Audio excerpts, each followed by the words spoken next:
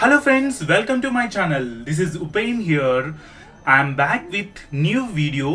ఇవాళ లేపాక్షి టెంపుల్ వైభవాన్ని మీ ముందు తీసుకొద్దాం అనుకున్నానండి. ఈ వీడియో చేశాను. చాలా అద్భుతం అన్నమాట. ఈ టెంపుల్ చూడంగానే వావ్ అనుకున్నాను. ప్రతి ఒక్క దృశ్యం కానీ ప్రతి ఒక్క స్టాచ్యూస్ కానీ అద్భుతం అండి. అసలు మైండ్ బ్లాక్ అయిపోయింది. మీరు చూడాల్సిందే. So let's start. ఈ వీడియోలో మీరు హ్యాంగింగ్ పిల్లర్స్, ఇంకా సీతపాదం అండ్ వెరీ బ్యూటిఫుల్ శివలింగం ఉందండి.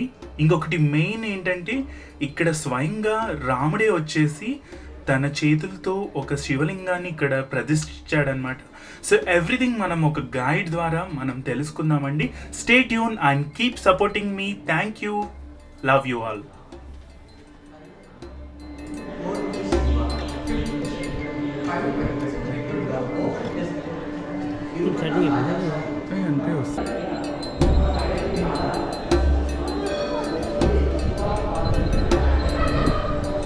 చెప్పిందా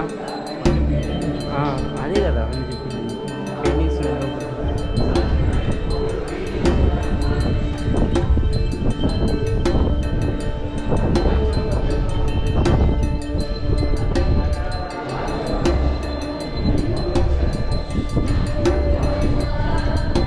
ఏం తెలుసా స్టోన్స్ మీద వేసి అలా పెట్టింది రామాయణం మొత్తం రామాయణం శ్రీరాముడి శివలింగం నుంచి మొత్తం అంతా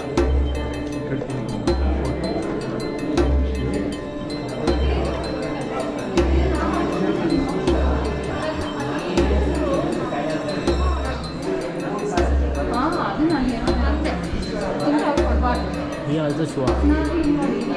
He is sure. ఫస్ట్ దర్శనం చేసుకుంటాం. అది ఆఫ్ చేయి. పైన థింగ్ ఉద్దేశం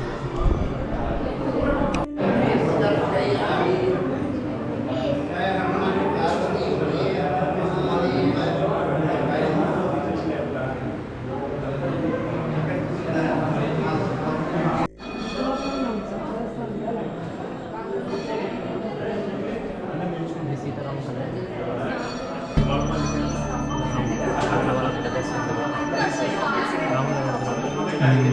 మ్యారేజ్ చేసుకున్నాను. పక్కనే ఇక్కడ నుంచి ట్రైనింగ్ ఇక్కడ వాళ్ళకు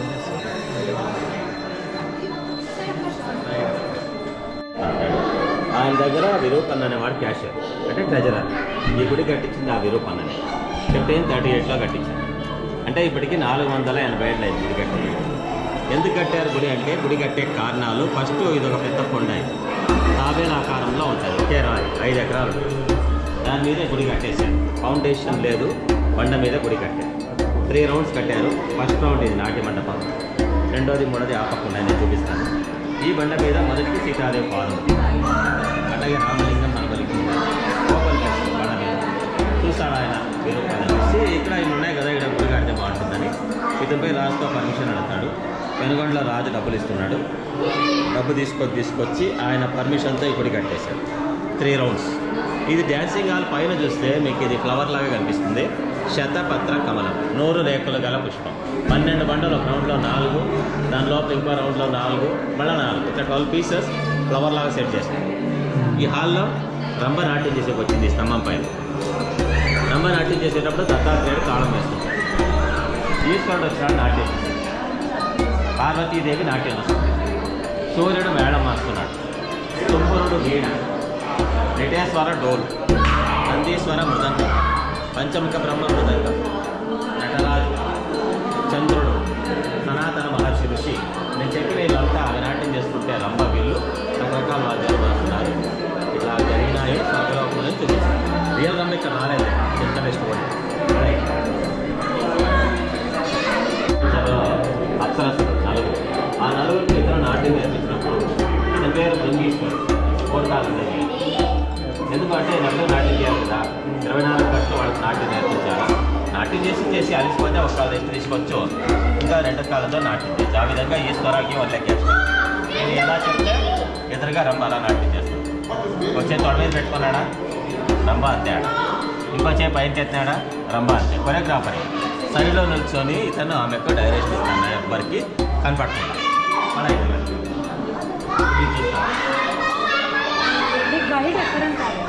నేనే గైడ్, తెలుగు వస్తే వీళ్ళతో పాటు వినండి. ఇప్పుడే స్టార్ట్ చేసింది ఇక్కడ, తెలుగు వస్తారు కదా మళ్ళీ వినండి, వీళ్ళతో పాటు వినండి. స్టూడెంట్స్ అయితే అయ్యారు, ఎక్కువ మంది ఉంటారు కదా, ఏదో 5 మంది వచ్చి వినండి. 10 మంది పైన అయితే ఇంకొక ఆయన ఉంటాడు, ఆయన ఇలా ఉంటాడు. ఈశ్వరుడు నిజ రూపంలో ప్రత్యక్షమైనప్పుడు మీకు తెలుస్తుంది చూడండి. తన మీద గంగాదేవి ఉంది, 3వ కన్ను ఉంది, కపాలం చేతిలో, కపాలం అంటే భిక్షపాత్ర, ఈ చేతిలో త్రిశూలం పట్టుకున్నాడు. ఒక కొన ఇక్కడ పట్టుకున్నాడు త్రిశూలం, ఇంకొక కొన ఇలా వీపు పైన వెనక నుండి పిశాడు. 3వ చేతిలో డమరు, 4వ చేతిలో జింకకు మేత పెడుతుంది. అంటే ఇలా ఉన్నాడు ఈశ్వరుడు అని చూపెట్టాడు. ఒకరోజు ఈశ్వరుడు భూలోకానికి వస్తాడు, ఈ మాదిరిగా భిక్షగాని వేషంలో వస్తాడు. పార్వతి ఇంటి ముందు నిల్చొని భిక్ష అడుగుతాడు, భౌతిక భిక్షాన్ని. పార్వతీదేవి అన్నం తీసుకొచ్చి పాత్రలో కొంచెం అన్నం వేసుకుని పాలు నెయ్యి తీసుకొచ్చి గరిట్లో నిదానంగా కొంచెంగా అయితే వడ్డిస్తూ ఉంటే ఈశ్వరుడు పార్వతీదేవి పరీక్ష చేయాలని ఆమె కట్టిన చీర కిందకి జారాడు. చీర కిందకి జారిన ఆమెకు నేర్మి చేయాలని భక్తితో ఏకాగ్రత వడ్డిస్తూ ఉంటాడు. ఇప్పుడు ఈశ్వరుడు ఆమె భక్తి ఏకాగ్రత నుంచి ప్రత్యక్షమవుతాడు. ప్రత్యక్షమై ఆమెకు బ్లెస్సింగ్ ఇస్తాడు, అన్నపూర్ణేశ్వరి దేవిగా వర్ధిల్లాలని దీవిస్తాడు. మళ్ళీ వరమిస్తాడు, పెళ్లి చేసుకుంటాడు. పెళ్లి కైలాసంలో జరిగింది. ఎలా జరిగిందంటే వెనకాల కళ్యాణ మండపం, నేను చెప్తాను అక్కడ వెళ్ళాక. కలిస్తే రసం వస్తుంది కదా జ్యూస్ మాదిరిగా, ఆ రసంతో వేసిన పెయింట్ ఇది. ఒకసారి వేశారు, 1538లో వేశారు, 485 పెయింట్. ఇంతవరకు అది రీపెయింట్ చేయలే. ఈ పెయింటింగ్లో అమ్మూలకు చెంటనే పార్వతీదేవి చేత అర్థం పడుతుంది. ఆమెకు అలంకారం చేయాలని చిలకెత్తలేడు ముందు అందులో పెళ్ళికొచ్చి అలంకారం చేయమని విడిపారు. ఆ రోజుల్లో Parvati makeup different hair styles ఉన్నాయి, చీరలు నేర్లు ఉన్నాయి. అంటే ఈ మాదిరిగా వాళ్ళ మేకప్ చేశారు. ఇది ఆనాటి ఓల్డ్ హెయిర్ స్టైల్. ఓల్డ్ పోయింది అయిపోయింది, దాన్నే మనోళ్ళు ఇప్పుడు తాకిపోయింది. ఓల్డే పక్కా అయిపోయింది. ఈ పెయింటింగ్లో చూడు, నల్ల టోపీ పెట్టుకున్నాడా, బ్లాక్ క్యాప్, గుడి కట్టించుకోండి వీరూపన్న, రాజధాని అతనే క్యాషియర్. పక్కన ఆయన తమ్ముడు వీరడు, ఈయన సైన్యాధ్యక్షుడు. ఇంకిద్దరు వాళ్ళు వీరూపన్న కుమారులు ఇద్దరు. ఈ తెల్ల టోపీలో ఇద్దరు వాళ్ళ హంపన్న జక్కన్న అని దేవస్థానం చెక్కిన శిల్పులు. మిగిలిన కొంతమంది వీళ్ళ దగ్గర పనిచేసిన అసిస్టెంట్స్ అనమాట. ఓ 10 మందికి ఇంపార్టెంట్ మనకి ఇక్కడ పెయింటింగ్లో వేసి చూపెట్టేసి. ఇంకా ఈ హాల్లో 70 స్తంభాలు ఈ హాల్లో ఉన్నాయి. 70లో 69 అన్ని నేల మీదకి వచ్చినాయి, అక్కడ తప్ప వేలాడే స్తంభాలు కింద ఫుల్ గ్యాప్ ఉంటుంది. గుడి కట్టేటప్పుడే వాళ్ళు మా తెలివి చూడండి, మా స్కిల్ చూడండి అని ఆ హంపన్న జక్కన్న అనే శిల్పులు ఈ పిల్లర్ని పైనకి ఇట్లా లాగేశారు. కనెక్షన్ ఇక్కడ టాప్లో పెట్టారు. ఇదే టాప్లో కనెక్షన్ ఉంది. పిల్లర్ ఇక్కడ ఉంటుంది ఫస్ట్, ఇంత ఇట్లా వేలాడుతారు. ఇట్లా ఉండే స్తంభాన్ని వాళ్ళు వచ్చి చూస్తారు, చూసి చెప్తారు ఇంత పెద్ద స్తంభం వెయిట్ ఎక్కువ ఉంది కానీ వేలాడుతుందంటే పైన ఏదో సంథింగ్ లింక్ ఉంది తెలుసుకుందామని వచ్చి ఇక్కడున్న పిల్లర్ని బ్రిటిష్ వాళ్ళు ఐరన్ రాడ్స్తో ఎన్నికటి జరుపుతారు 1902లో. ఎప్పుడైతే ఇట్లా జరిపారో ఇలా ఉండే స్తంభం వాళ్ళు జరుపుతూనే పిల్లర్ కొంచెం ఇట్లా సైడ్కి వాలిపోతుంది. ఇట్లా వాలింది తెలుస్తుంది, ఇట్లా వాలినప్పుడు ఏమవుతుంది, ఒక ఎడ్జ్ ఇక్కడ టచ్ అవుతుంది. అది టచ్ అయిన మరుక్షణమే ఈ హాల్ అంతా ఇలా డిస్టర్బ్ అయిపోతుంది. ఒకసారి చూడు, దీని పైన అడ్డం ఉందా, ఆ పక్కన తిరిగి 2 జాయింట్ అయిపోయింది. సెకండ్ లైన్లో చూడండి, అది జర చేయండి. మళ్ళీ ఇది చూడు, ఆ పక్కన ఒక తిరిగిపోయాయి. అప్పుడు ఇంజనీర్స్కి అర్థమైపోయింది ఈ హాల్కి ఇది కీ పిల్లర్ అంటే బ్యాలెన్స్ చేసి పెట్టారు. ఇది వేలాడుతూ ఉంటే బిల్డింగ్ సేఫ్గా ఉంటుంది. ఇది పూర్తిగా టచ్ అయితే బిల్డింగ్ పడిపోతుంది. అట్లా కనెక్షన్ పెట్టాలి. అంటే సెంటర్ ఆఫ్ గ్రావిటీ అంటే అర్థమవుతుందో లేదు మీకు, దీంట్లో పెట్టారు. పూర్తిగా నేల మీద టచ్ అయింది అనుకో ఈ హాల్ ఉండదు, పడిపోతుంది. ఈ కింద గ్యాప్ నేను మీకు తర్వాత చూపిస్తాను. ఇట్లా చేయండి. ఆయన పెయింటింగ్లో బొమ్మ ఉంది, కృష్ణ వటపత్రశాయి అని పెద్ద నది ఆకు ఉంది కదా, ఆకు పైన మెల్లగా పడుకున్న కృష్ణని బ్రౌన్ ఫేస్ 2 కళ్ళు, బూత్ మీద వేలు పెట్టుకుని ఐబ్రో ఉంది కదా, ఇప్పుడు మీకలే చూస్తాను. ఎనీవేని కోన్స్ 3D పెయింటింగ్ అక్కడ పోయి చూడు, అలాగే ఉంటుంది. ఎనీవే మీకు ఇష్టం వచ్చిన చోటు చూడచ్చు. That is art. చాలా తెలివిగా వేసింటారు. ఇప్పుడు మనకి ఎందుకంటే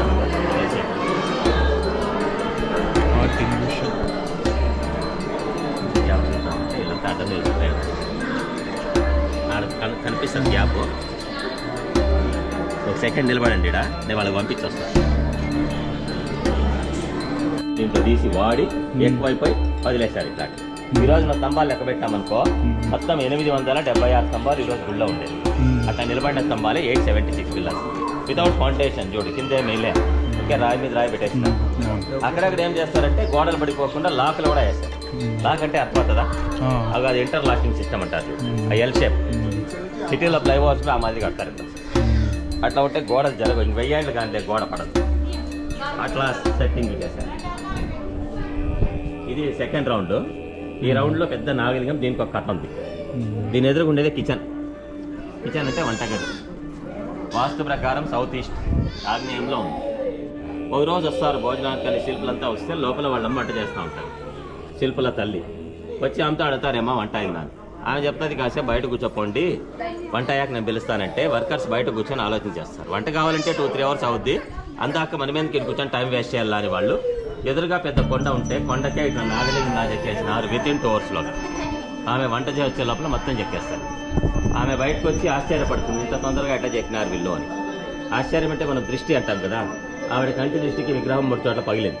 అదే సామెత కూడా చెప్తారు కదా, నరుల దృష్టికి నల్ల అయినా బాగుతారు. కానీ ఆమె కంటి దృష్టికి చీలింటే సిమెంట్ వేసినారు. మనది ఇప్పుడు నీళ్ళు పోకుండా ఈ సైడ్ చీలింది. సిమెంట్ వర్షం నీళ్ళు పోకుండా కనిపించారు దిస్ సైడ్. అలాగే ఆ పక్కన కూడా పగిలింటారు. పగిలిండే దానికి పూజ చేయకూడదు. అప్పుడే రాజు మధ్యలో ఆ లింగం కాశీ నుంచి తెచ్చి స్థాపన చేస్తారు 1538లోనే గుడి కట్టినప్పుడే. ఇక్కడ ఈశ్వరుడు ఉన్నాడంటే ఎదురుగా నంది ఉండాలి. దీని ఎదురుగా ఊరి బయట పెద్ద స్టోన్ ఉంటే స్టోన్కే నందిలాగా చెక్కినారు. గార్డెన్లో మళ్ళీ మీరు పోయి చూడొచ్చు. అక్కడ ఉండే నంది అది ఇండియాలోనే అన్నిటికన్నా పెద్దది. 16 అడుగుల హైటు, 27 అడుగుల పొడవు, ఏకశిల Lepakshi Nandi number 1. Second Thanjavur Tamil Nadu. Third Chamundi కొండ మైసూరు. 4వదే బస్సుగూడి బెంగళూరు. మిగిలినవన్నీ చిన్న అలాంటి పోవాలి. ఇంకా వీళ్ళు 7 రక్కమ్మ గారులు అంటాం కదమ్మా, అక్కడే అవుతుంది. వాళ్ళ పేర్లు వచ్చేసి బ్రాహ్మి, వైష్ణవి, ఇంద్రాణి, వరాహి, కౌమారి, మహేశ్వరి, పరమేశ్వరి. ప్రతి ఒక్కరిలో పూజలు చేస్తారు. పార్వతీదేవి డిఫరెంట్ అవతారాలు. కొన్ని ఏరియాలో వీళ్ళకి సప్తమాతకు వింటారు. మనం ఆంధ్రాలో అయితే అక్కమ్మ గారు అలా.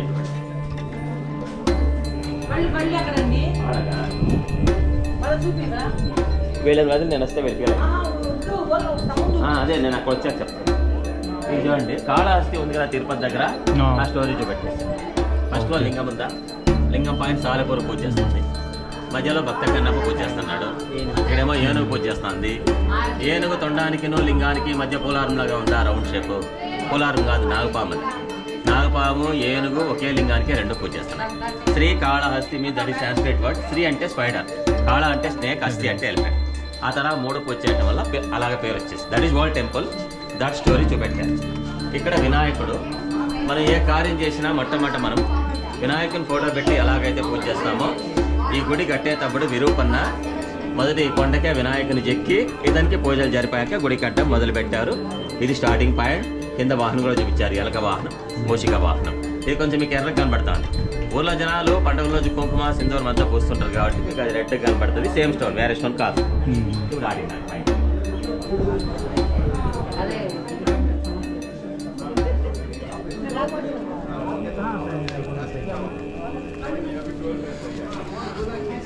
మళ్ళీ తిరగాలి మనం ఫోటోలకి.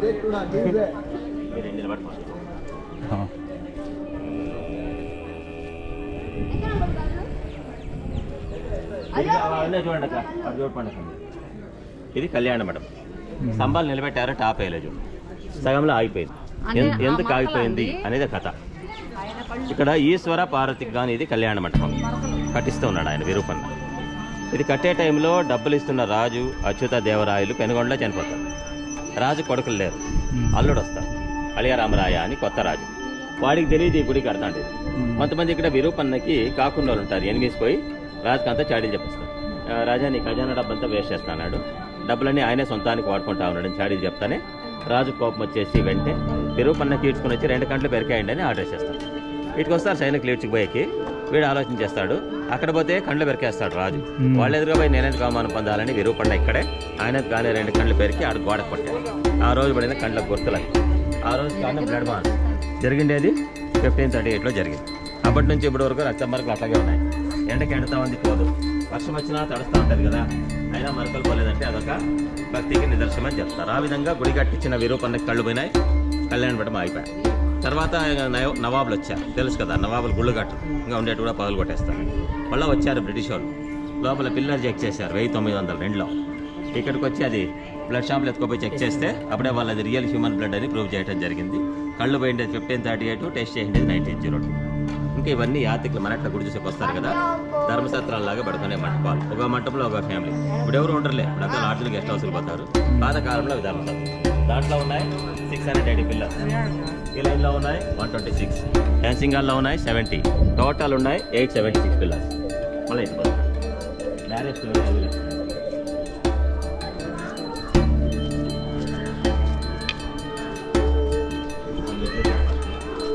కుంకుమ పెట్టుకుంటారు చూడు, లేడీస్ ఇలా పెట్టుకోవాలి. ఎడం చేత ఇటు అద్దం పట్టుకోయిందా, కుడి చేతిలో ఉంగరం వెళ్ళ తలపైన తీస్తే పర్ఫెక్ట్ ఇలా పెట్టుకోవాలి. ఇలా కాదని చాలా మంది డైరెక్ట్గా ఇట్లా పెట్టుకుంటారు. ఇట్లా పెట్టుకోరాదు, అరిచేయం చూస్తూ కుంకుమ పెట్టుకునే వాళ్ళకి ఆయుష్ దొరుకుతుంది. This the perfect. పెళ్ళేవాడు చెప్పేళ్ళే పూజారి ఇట్లా పద్ధతి, అది పద్ధతి. ఇట్లా దిగి అట్లా పోతారు, వీడు దిగి ఆడికి పోతే కనపడతారు. ఇక్కడ పెళ్ళి అట్ట బోండి కాదు, మీరు ఫాస్ట్గా అటు దిగేసేయండి. అటు బోండి, పాదం ఉంది, నీళ్లు ఉన్నాయి దాంట్లో, మీరు తినండి. పెళ్ళి ఈశ్వర పార్వతికి పెళ్లి జరుగుతుంది. పూజారి వచ్చాడు, అగస్త్య మహాముని ఋషి పెళ్లి జరిపించేది. ఈశ్వరకి బాసికమని మన ఇంట్లో కడతారు, ఐడియా ఉందా? పెళ్లి కొడుకు కడతారు ఇట్లా, అట్లా ఆమెకు కూడా కట్టారు పార్వతీదేవి. ఈశ్వర పార్వతి 4 ఫింగర్స్ పట్టుకున్నారు, ఎందుకంటే 4 వేదాలు ఉన్నాయి. ఋగ్వేద, యజుర్వేద, సామవేద వేదం అని 4 దిక్కులు ఉన్నాయి. తూర్పు, పడమర, ఉత్తర, దక్షిణ, ఆ విధంగా 4 వేదాల సాక్షిగా, 4 దిక్కుల సాక్షిగా నేను నిన్ను భారీగా స్వీకరిస్తా ఉన్నానని దీని అర్థం. ఈ తర పెళ్లి జరుగుతా ఉంది. ఎక్కడ? కైలాసంలో జరుగుతాండే పెళ్లి, ఇక్కడ కాదు. ఊరికే చూపించినారులే ఈ స్తంభంలో. రియల్గా జరుగుతాండేది కైలాసంలో. ఆ పెళ్లికి అక్కడికి ఎవరెవరు పోయినారు చూసేకి. ఇప్పుడు మీ ఇంట్లో పెళ్లిళ్ళు అయితే ఎవరు వస్తారు? ఇప్పుడు చుట్టాలు వస్తారా, ఫ్రెండ్స్ వస్తారు.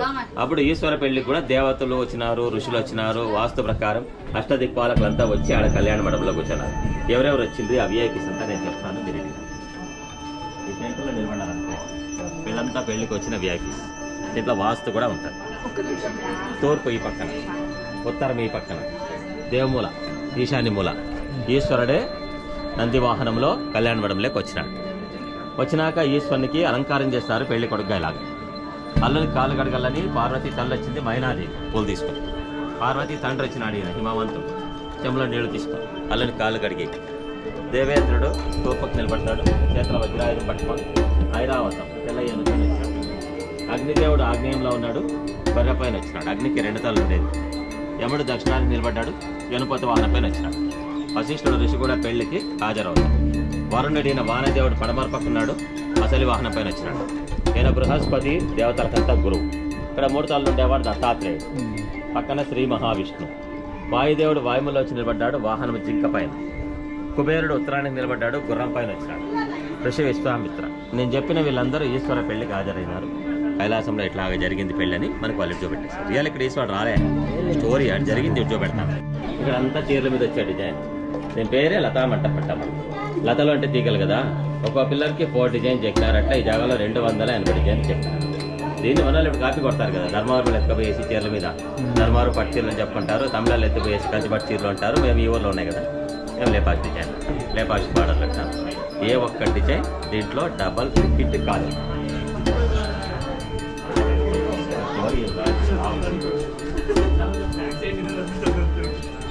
బాడీని 3 తలలు ఉన్నాయా? ఇప్పుడు చూడు, ఒకటి నిలబడతాయిందా, ఇప్పుడు మేస్తాను, ఇప్పుడు దూడకు పాలిస్తాం. మన కంప్యూటర్లో గ్రాఫిక్స్ సెట్ చేస్తాం. ఒకే దాంట్లోనే 3 టైమ్స్. అంటే శిల్పులు అప్పుడే చాలా తెలివైన ఉండాలి.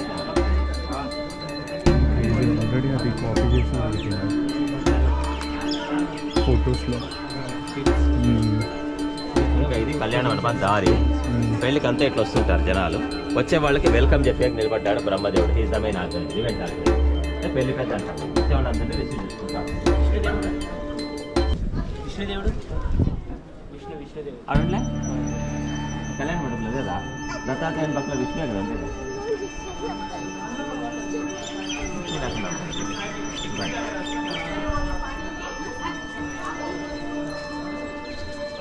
మన ఇంట్లో పెళ్ళిళ్ళు అయితే ఇప్పుడు గేట్ల అమ్మాయిలు ఉంటారు కదా వెల్కమ్ చెప్పేకి.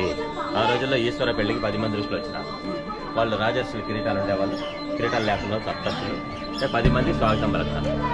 ఇట్లా జరిగింది కైలాసంలో పెళ్ళి అని మన పల్లె. కాబట్టి మీకు రామాయణం గురించి ఏమైనా ఐడియా ఉంటుందా? రియల్గా జరిగింది ప్లేస్లో. రావణాసురుడు సీతాదేవిని తీసుకుపోయేటప్పుడు ఈ కొండ మీద జటాయు పక్షి ఒకటి అతనితో యుద్ధం చేస్తుంది. ఆయన దాన్ని 2 రెక్కలో తెగొట్టేస్తే ఈ కొండ మీద పక్షి పడిపోయింది. పడి అది జపిస్తూ ఉంటుంది రామారామ. రాముడు వచ్చి ఇక్కడ పడి ఉన్న పక్షిని చూసి లయపక్షి అంటాడు. ఆయన పిలిచిన ఆ లయపక్షి అన్న వరుడు ఈ ఊరికి కట్ట లేపాక్షిగా పేరు వచ్చిందని పెద్దవాళ్ళు పూర్వీకులు చెప్తారు. మన సినిమాలు ఎలా చూపిస్తారు? కరెక్ట్ మీరు చెప్పింది అదే.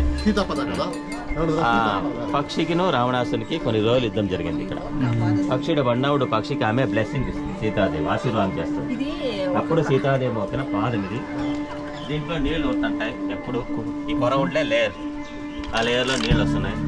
ఎందుకు వస్తున్నాయి నీళ్ళు అంటే ఆ బరుడు నీళ్ళు తాగుతూ ఉంటాయి. రాముడు ఎప్పుడో కదా వచ్చేది, అప్పటిదాకా నీళ్ళు తాగేది బతికుంటుంది. రాముడిగా వచ్చాక రాముడికి అంత విషయం చెప్పి చనిపోతానే రాముడు దాన్ని దహనం చేసి గుడిగా ఒక లింగం కూడా ప్రతిష్ఠ చేసినాడు. అది గుడి లోపల, ఇది కాదు గుడి లోపల రామలింగం ఉంది. రాశారు ఇంగ్లీష్లో తెలుగు రాశారు. మళ్ళీ మీరు ఒకటి చూడొచ్చు రామలింగం. ఆ పక్షి దహనమైన జాగాలో లింగం ప్రతిష్ఠ. అది ఎన్నేళ్ళైందో మనకు తెలియదు. త్రేతాయుగంలో రాముడు ప్రతిష్ఠ చేసిన లింగం ఈ కొండ మీద ఉంది. సీతాదేవి మోపిన పాదం ఈ కొండ మీద ఉంది. ఇవన్నీ చూసి కదా ఆయన విరూపాన్ని గుడి కట్టేది. మళ్ళీ 1538 పాదం పెద్దగుంది. సీతాదేవి అంటే మళ్ళీ మన మాదిరి 5 అడుగులు 6 అడుగులు అనుకోలేదు. త్రేతాయుగంలో ఎక్కువ హైట్ ఉంటుంది. ద్వాపరకు ముస్తే హైట్ తగ్గినారు. ఇప్పుడు కలియుగం కదా, మనం ఇంకా తగ్గినాం. రేపు ఇంకా తగ్గుతారు ఫ్యూచర్ జరగబోతున్నారు. ఈయన టెంపుల్ సెక్యూరిటీ, క్షేత్రపాలకుడు ఆంజనేయుడు. ఇక్కడ బోధి ప్లేట్ తీసుకుంది.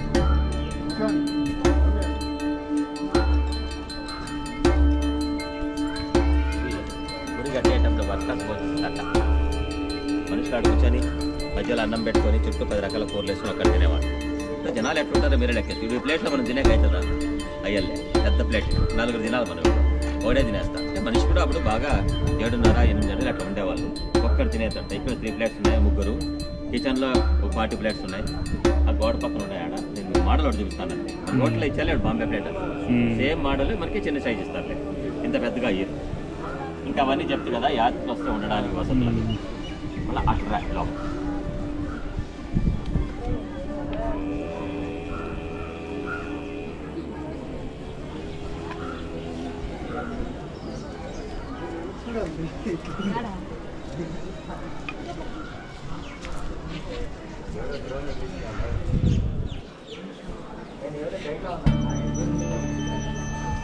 ఇది గుడి కట్టక ముందే ఈ లింగం ఈ ప్లేస్లో ఉంది.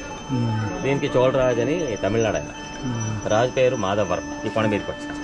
నేను చెప్పేది 12th century. 12th century అంటే 800 years బ్యాక్ అని. ఇక్కడికి వచ్చి చోళరాజు లింగం ప్రతిష్ఠ చేశాను. అంటే 800 years బ్యాకే ఈ లింగం ఇక్కడ ఉంది. ఆ మంటపాలు 2 కూడా చోళలు కట్టించిండేదే. మన వాళ్ళు ఇప్పుడు దాంట్లో యాగాలు చేస్తారు. చండీ యాగం శివరాత్రికి 2 రోజులు. ఉగాది రోజు పురోహితులు అడుగుతాని పంచాంగం చేస్తారు. ఆ 2 మంటపాలు ఇది 800 years బ్యాకే ఉన్నాయి. ఇవన్నీ చూసి కదా విరూపన్న ఈ గుడిని చాలా పవర్ఫుల్. అది మంచిది. అట్లా లింగాలు ఎక్కడ ఉండవు. ఈ గుడిలో ఇది ఒకటే ఉంది. అదే ఇవి చూసి విరూపన్న ఈ గుడిని 1522లో బిగిన్ చేస్తారు. గుడి కట్టేసి 1538 అంటారు కళ్ళు పోతాయి. ఈ గుడి కట్టారు 16 ఏళ్ళు. కొన్ని వేల మంది, ఎంతమందో తెలియదు కానీ చాలా మంది 16 సంవత్సరాలు గుడి కట్టారు. ఇంకా తులసి కట్ట ఇంత పెద్దగా మన ఇంట్లో మనం పెట్టుకుంటాం. ఏమన్నా ఏదో చిన్న సైజు పెట్టుకుంటాం. ఎందుకు ఇంత పెద్దగా ఉందంటే ఆ ప్లేట్లు చూడలే, వాళ్ళకి మ్యాచ్ అవుతారు. మనకి పెద్దది వాళ్ళకి సరిపోయింది. ఇంకా ఇక్కడ ఒక కథ ఉంది, స్టోరీ. మీరు సినిమాలు చూస్తారా? గోకైలాస్ సినిమా చూసినావా? గోకైలాస్ ఎన్టీ రామారావు పాస్ ఆత్మలింగ కథ దీంట్లో వస్తుంది. రావణాసురుడు తపస్సు చేస్తే ఈశ్వరుడు ఒక లింగం ఇస్తాడు. ఈ 2 స్తంభాల మధ్య తెల్ల పెయింట్ ఉందా? ఇతనే ఈశ్వరుడు 3వ కన్ను ఉంది. ఇక్కడ కుడి చేతిలో 2 ఏళ్ళలో ఒక లింగం పట్టుకున్నాడు, చిన్న తెల్లది. అది ఆత్మలింగం తీసి రావణాసురుడికి ఇచ్చి చెప్తాడు, కింద పెట్టకూడదు, రథంలో తీసుకోకూడదు అంటే. ఆయన దాన్ని చేతిలో పట్టుకొని నడుచుకొని పోతుంటాడు శ్రీలంక. మధ్యదారిలో వినాయకుడు వస్తాడు. ఇక్కడ వినాయకుడు ఇంకా పాపనాయి మారి పశువుల కాపరిగా వచ్చి ఆవులు వెళ్తున్నాడు. రావణాసురుడు అటుకు వస్తానే సాయంకాలం అవుతుంది. సంధ్యావందనం చేయాలని లింగం ఈ అబ్బాయి చేతిలో పెట్టి స్నానానికి. ఆయన స్నానం చేస్తుండగానే ఇతను వెంటనే 3 సార్లు పిచ్చేసి బరువు ఎక్కువైపోయిందని లింగం కింద పెట్టేసినాడు. రావణాసురుడు అక్కడ పెట్టేసాడు. దట్ ప్లేస్ గోకర్ణ, కార్వాటిస్ట్ గోకర్ణంలో పోతే రియల్గా చూడొచ్చు. ఆ స్టోరీ మనకి సింపుల్గా 4 బొమ్మల్లో అది పెయింటింగ్లో వేసి చూపించినారు. ఇది ఇక్కడ స్టోరీ.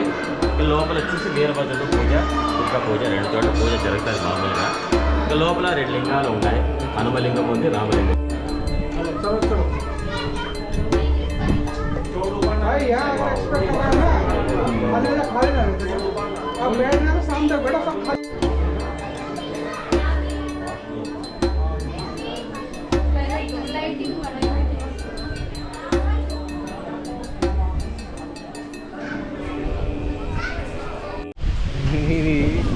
ఏంటి ఏమి ఓపెన్ ఉందా స్టార్ట్ అయిందిగా. అవునా, ఓకేనా.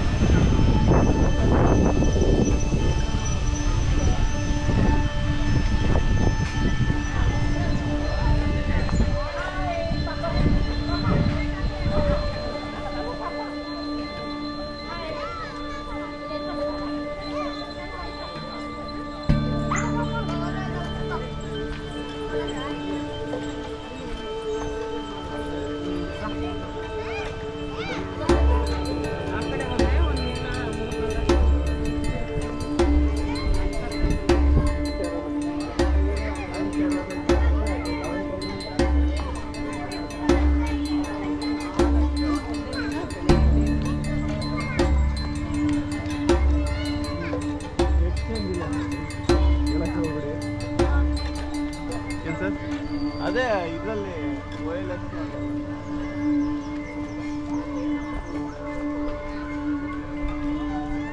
అది ఆన్లైన్ ఉంటుందా? అది ఆన్లైన్ ఉంటుందా?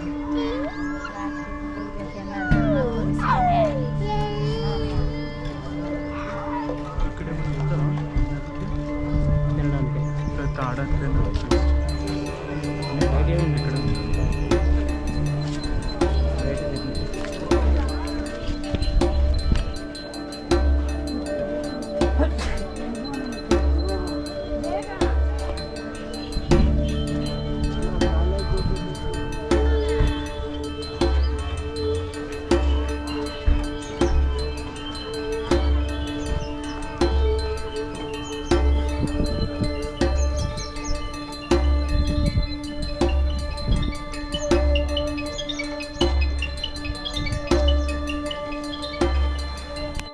సో ఇప్పటి వరకు టెంపుల్ మొత్తం చూసామండి.